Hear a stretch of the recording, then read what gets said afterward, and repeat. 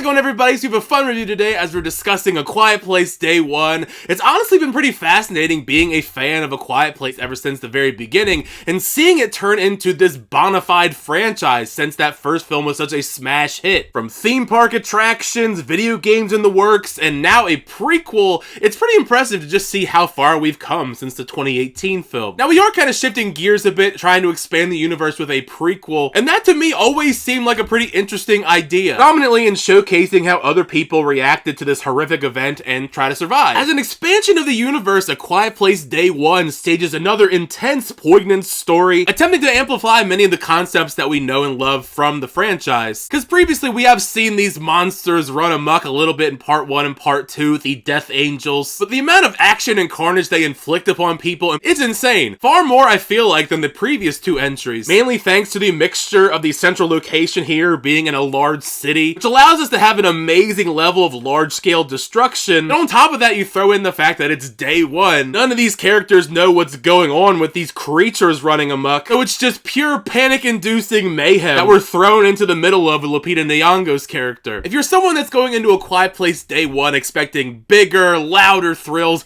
I definitely think you're going to appreciate the framing of most of the horror in the film, as I believe it's on par, if not better in some instances, than the first two films. A lot of that boils down to the setting used here. I think the setting is so much more creative. The various different ways it's used to enhance the action-packed horror only just ramps up in intensity as the characters try their best to stay quiet and survive. Much like in the first two films, there are several sequences that are perfectly framed to keep you on edge, which made this a great experience for horror fans like myself. Horror sequences aside, I found myself also fairly enjoying the two leads of the film, as for the most part, much like those two original films, it is a character-driven story. Considering the fact I haven't really seen Joseph Quinn in anything besides being Eddie in Stranger Things, I was really impressed with his performance here overall. I can see why with a performance like this, he's getting booked for a lot of bigger, better roles down the line, like Gladiator 2 and Fantastic Four as Johnny Storm. He does a pretty good job in this, managing to showcase a solid range of emotions, and is given a pretty nice arc while building a rapport with Lupita Nyong'o's character. Speaking of Lupita Nyong'o, I mean, she's an Academy Award winning actress. I feel like I praise her in every single thing I've ever seen her in,